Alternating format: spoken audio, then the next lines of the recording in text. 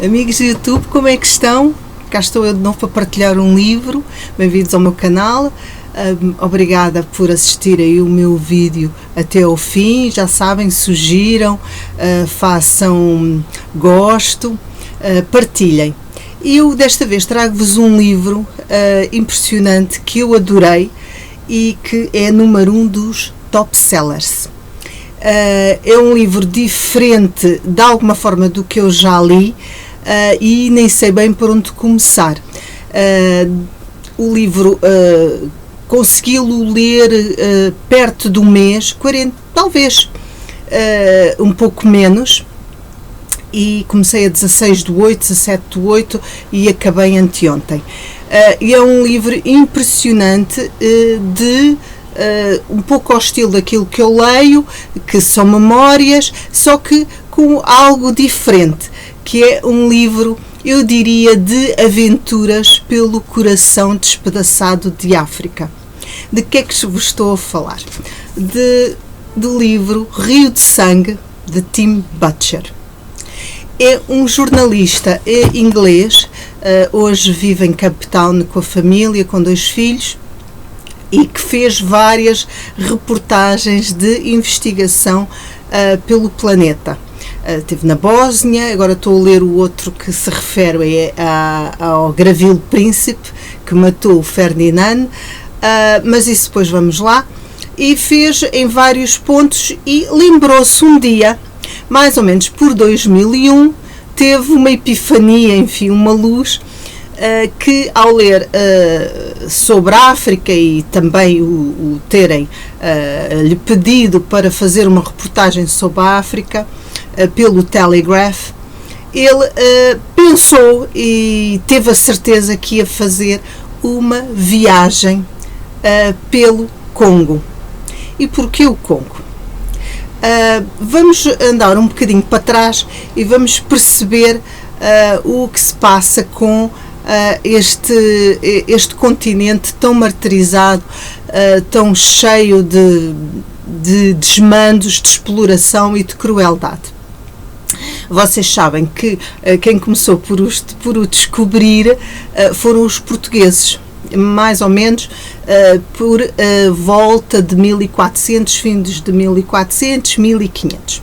Portugal realmente, e Espanha também, deu novos mundos ao mundo. Mas isso é tudo muito bonito se as pessoas fossem bem intencionadas, com compaixão e com justiça. O que não é verdade. A ganância e a vontade de explorar sobrepõem-se depois às boas intenções.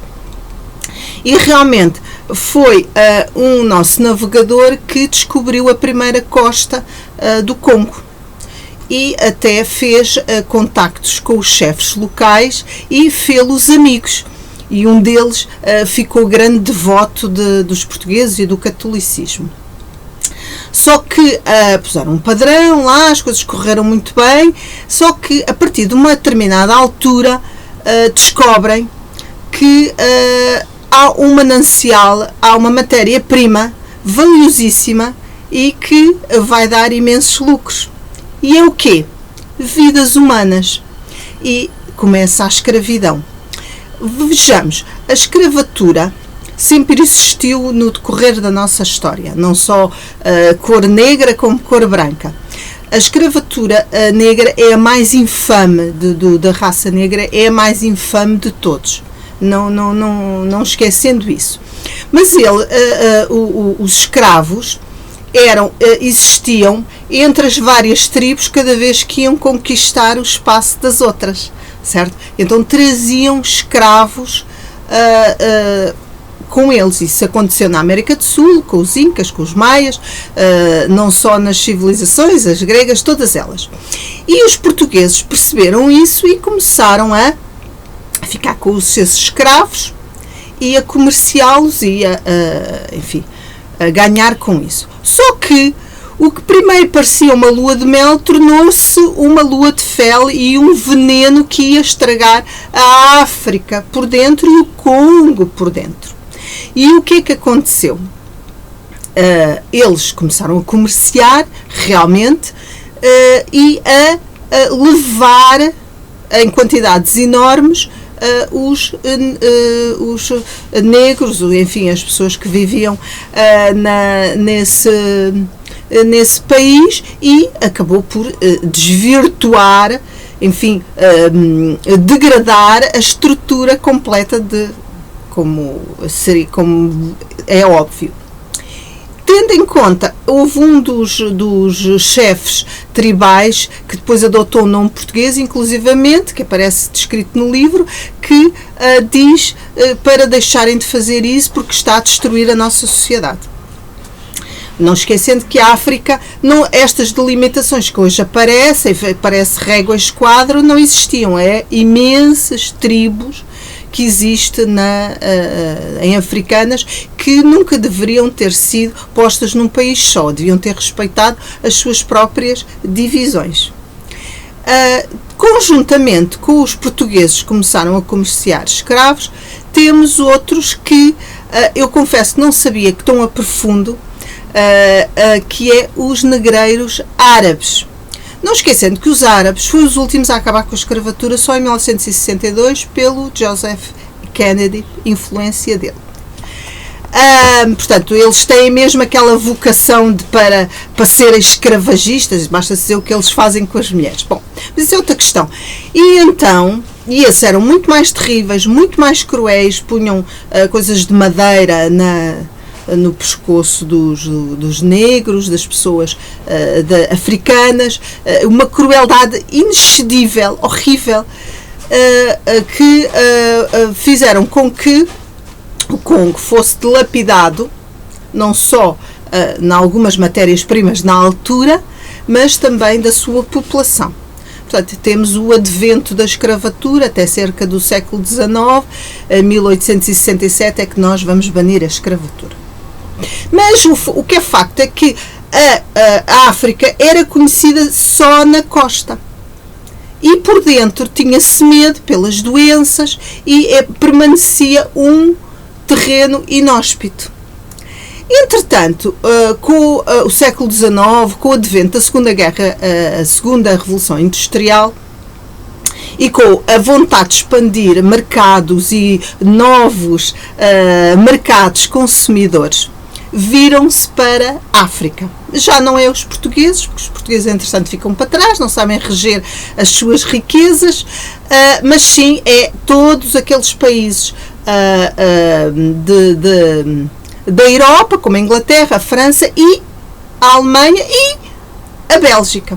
E o que é que se passa com a Bélgica? O que se passa com a Bélgica é um país que surge muito recentemente, em 1830, se não estou em erro, 1830, e interessa-se o rei Leopoldo, o malvado, que não passa de um monstro, e já vou-vos resumir porquê, um psicopata nojento, que resolve se interessar pelo Congo.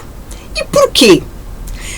Entretanto, tinha ido, morre em 1873 o Livingstone, que faz as suas incursões primeiro pelo interior da África. Mas, entretanto, aparece uma outra personagem muito mais sinistra, que é o Henry Morton Stanley, que era inglês, filho ilegítimo, depois vai para a América, tem a nacionalidade americana, mas depois volta, etc. E ele acaba por fazer uma reportagem pelo Telegraph para descobrir o Livingstone. E a frase mais famosa, Dr. Livingstone, I presume. Portanto, essa frase famosa. E ele é encontrado, realmente, ele é um homem de tempera forte, mas é um racista enorme, que no fundo não tem consideração nenhuma pelas pessoas, vou chegar um bocadinho mais para aqui, pelas pessoas africanas, e apenas os quer explorar. E o que ele vem levar posteriormente, as consequências que vão ter são verdadeiramente devastadoras. Ele vai fazer uma expedição em todo o rio Congo, que atravessa o Congo. E vou-vos tentar mostrar o mapa que está aqui, que vem daqui. Portanto, temos depois aqui Zanzibar, que é onde vinham os negreiros árabes, os infames e negreiros árabes. E o Harry Morton Stanley faz esta expedição toda até Buma, passa depois por Kinshasa, antiga Leopoldville, vem desde o Lago Tanganica, sobe isto tudo e faz esta expedição em 999 dias. E é realmente um feito enorme, não há dúvida nenhuma. Então, o que é que o nosso Tim Butcher se lembra de fazer? A mesma coisa que ele, a mesma expedição que o Stanley fez. E é isso que se prepara. Dizem que ele é completamente louco e dizem para não fazer, mas ele realmente está com aquela ideia e acho muito bem e vai em frente, e é um homem com coragem e com vontade de despertar um pouco a atenção sobre este país martirizado. Só queria dizer que a tradução em português é incorreta, é Rio de Sangue, uma aventura apaixonante. Não, é o coração despedaçado da África. Isto não está bem, mas pronto. E ele vai fazer esta expedição, contacta várias pessoas, programa, enfim, faz um trabalho prévio bem feito para conseguir levar a bom termo uma expedição enorme e arriscada. E eu, quando comecei a ler o livro, comecei a pensar, mas como é que ele vai fazer estas coisas? Isto é incrível, ele vai ter imensos problemas. Há lá guerrilha, estão sempre a haver terroristas, enfim, grupos que estão sempre em luta. Aliás, toda a África, há pequenos grupos no interior que estão sempre a guerrear. Fornecem armas a eles e eles não fazem outra coisa senão matar, pilhar e estuprar. Não faz outra coisa. E ele, mesmo assim, vai fazer este trabalho, esta aventura. Para mim não é viagem, é muito mais duro que isso. Para também sair um pouco da monotonia, um pouco da estagnação em que vivia, talvez a nível jornalístico, para fazer uma coisa diferente, e também por outra razão, porque a mãe já lá tinha estado nos anos 50, ainda havia estava o Congo belga lá implantado, e porque só tiveram a independência em 1960, contrariado. Portanto, a Bélgica acabou por dar a independência contrariada. Vou só falar um bocadinho do Leopold. Era um estafermo, um ordinário, que fez do Congo a sua quinta. Queria marfim, imaginem os elefantes que foram mortos. E vocês imaginem, é horrível. A pessoa estar a ler aquilo é pavoroso, pobres animais. O marfim, os diamantes, enfim, todas as matérias-primas foram estropiadas, e quando os desgraçados dos africanos não faziam o que eles queriam, eram amputados nas mãos. Vê-se fotografias, eu cheguei a ver na internet. Agora percebem, por causa daquela história que depois veio a ver no Ruanda, em que se amputava as mãos para as pessoas não votar. Onde é que eles foram buscar o exemplo? Aos brancos, que só fazem a porcaria. Não. Os brancos, quando vão para explorar qualquer coisa, não venham com histórias. Só fazem, ao decorrer da história, só fazem a porcaria. Mas pronto. Outra questão. Entretanto, Leopoldo fez aquilo uma quinta de desmandos, de ganância, de amealhar riquezas sem parar, até que, mais ou menos, por volta de 1908, começaram a surgir vozes contra toda aquela crueldade. E ele, a quinta dele, Congo, foi entregue à Bélgica, para que não houvesse tantos desmandos. Mas continuaram a haver. Por fim, houve a independência em 1960, houve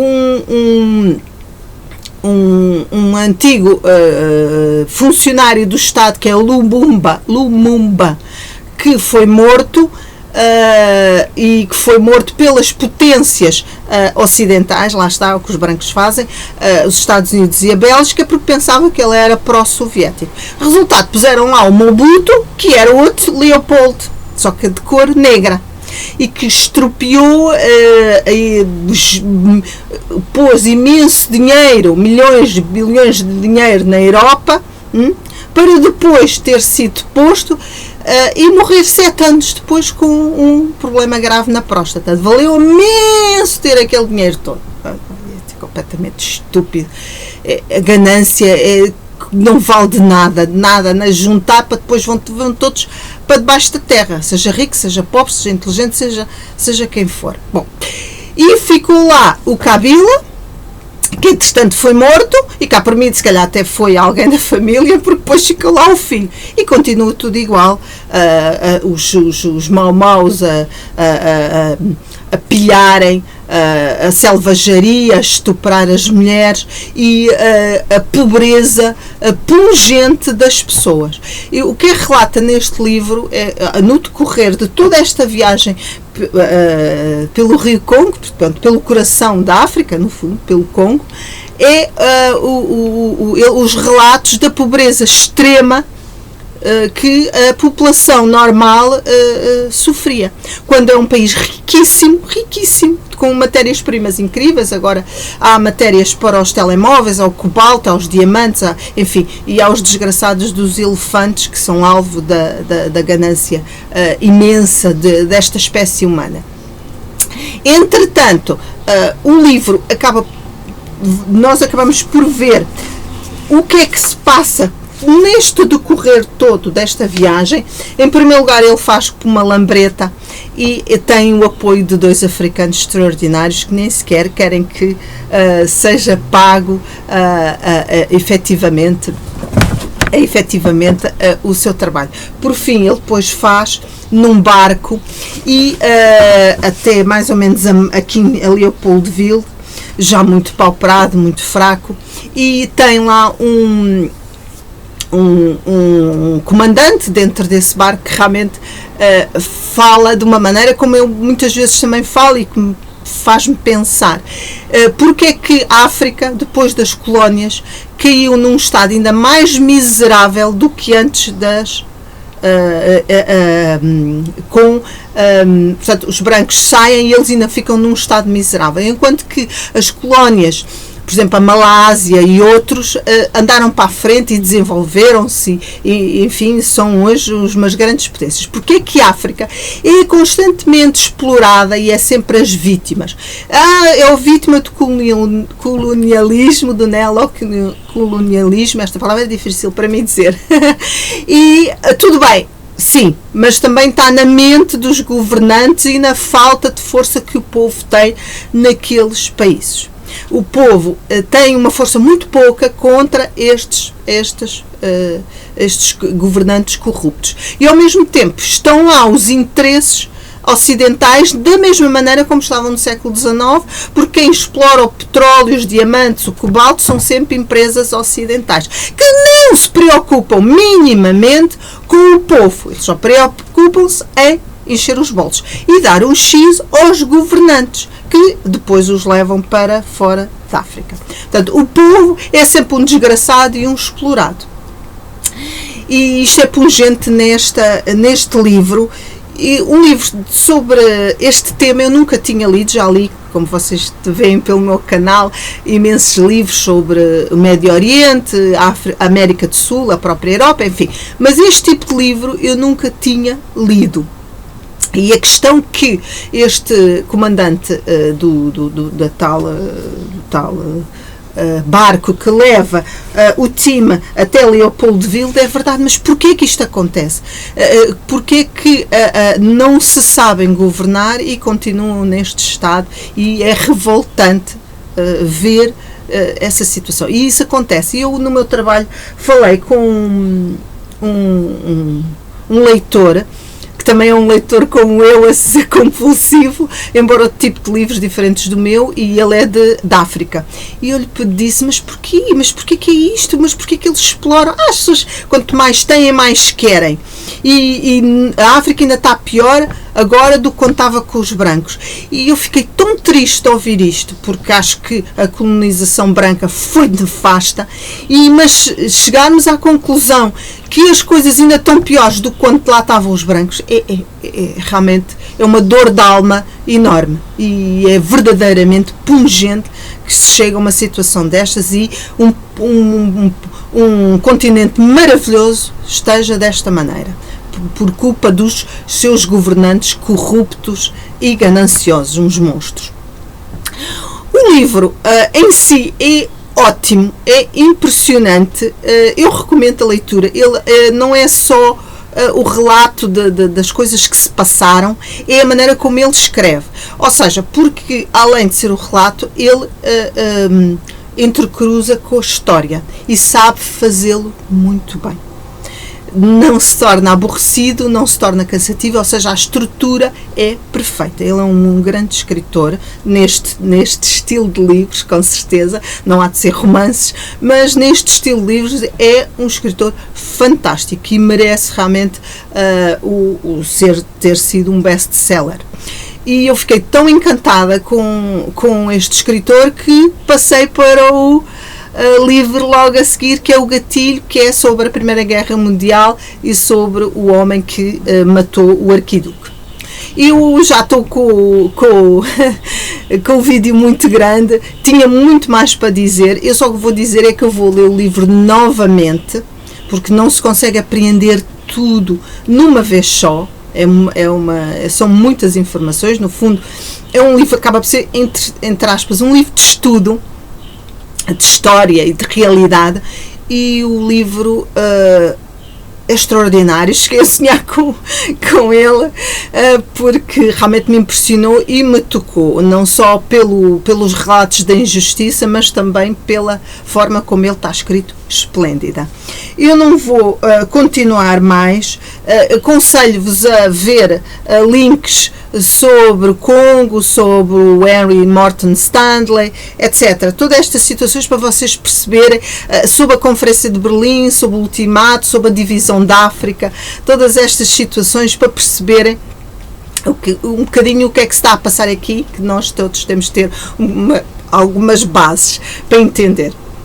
De qualquer maneira, deixo-vos aqui com o livro, recomendo, adquiram-no, ou de uma maneira ou de uma outra, seja de que forma for, ou emprestado ou comprado, mas se querem um livro que vos modifica bastante por dentro, aqui está Rio de Sangue, Tim Butcher. Aproveito só para vos mostrar a fotografia dele na piroga, porque parte também é feita em pirogas, outra em lambretas, e depois um barco, um batelão, não percam este livro, é um livro fantástico e maravilhoso. Vou-vos deixar, eu vou pousar o livro e vou tentar fechar como deve ser. Até ao próximo livro do Tim Butcher, já sabem, depois vou tentar ler o outro, e já sabem, comentem e digam aquilo que pensam e se gostam deste estilo de livro ou não. Beijinhos, até à próxima. Agora vou fechar.